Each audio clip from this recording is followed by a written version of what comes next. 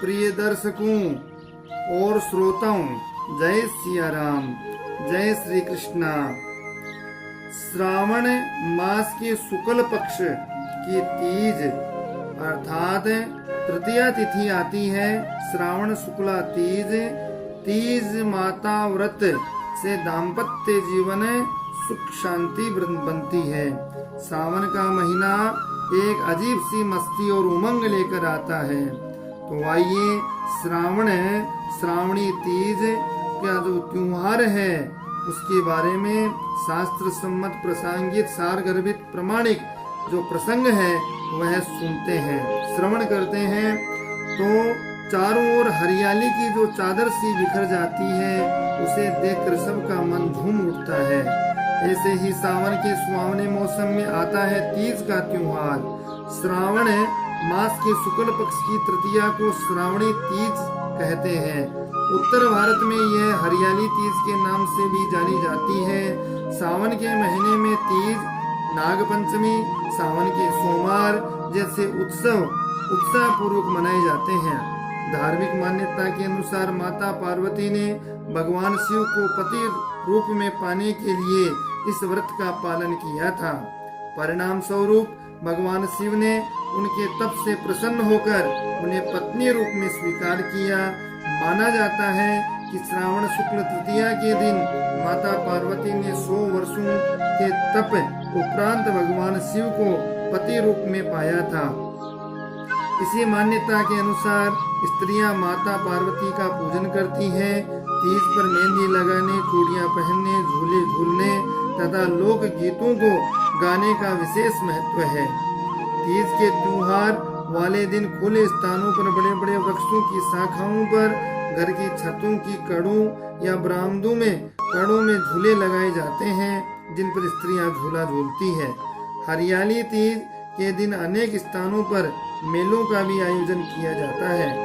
तीज का त्योहार भारत के कोने कोने में मनाए जाने वाला यह महत्वपूर्ण त्योहार है।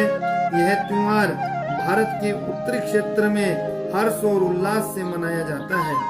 सावन का आगमन ही इस त्योहार के आने की आहट सुनाने लगता है। समस्त सृष्टि सावन के अद्भुत सौंदर्य में भीगी हुई सी नजर आती है। यह त्योहार मुख्यतः स्त्रियों का त्योहार माना जाता है। हाथों में रची मेहंदी की तरह ही प्रकृति पर हरियाली की चादर से बिछ जाती है और इस नयनाभिराम सौंदर्य को देखकर मन में स्वतः ही मधुर झनकार सी बजने लगती है। हृदय पुलकित होकर नाच उठता है। इस अवसर पर स्त्रियां गीत गाती हैं, झूला झूलती हैं, नाचती हैं।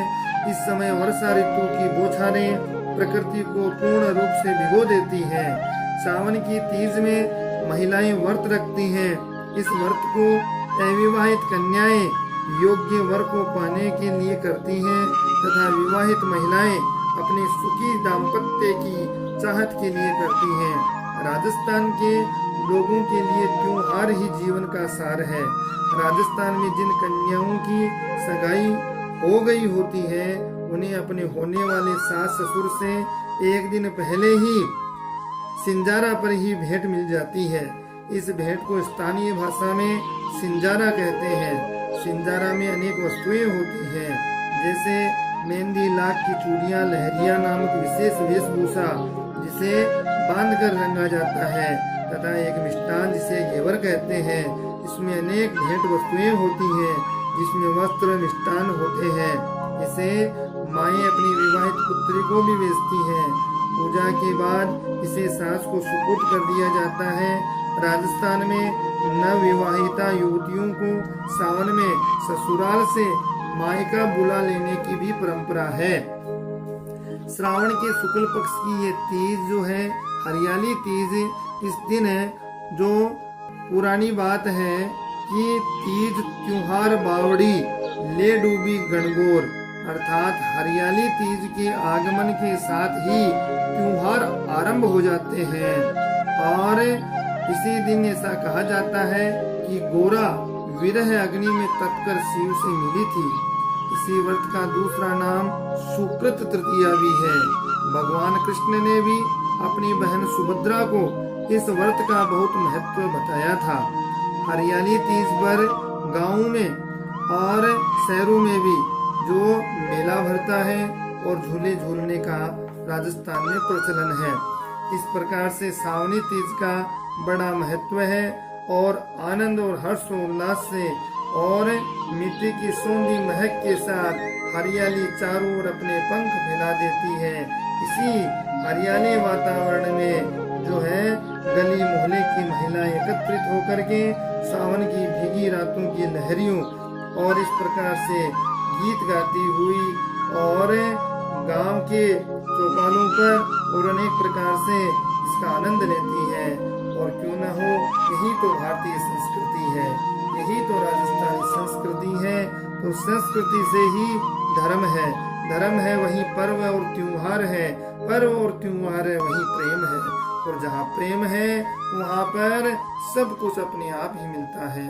इसी प्रकार से आप सभी भक्त सज्जन, भक्तिमती माताएं, सभी श्रोताओं, सभी दर्शकों वीडियो को लाइक शेयर सब्सक्राइब करें और वीडियो को जो है कमेंट अवश्य करें तथा आर की बेल आइकन को अवश्य दबाएं, जिससे निश्चित रूप से सही समय पर आध्यात्म के सार गर्भित प्रासंगिक वीडियो आप तक समय पर पहुंच जाए।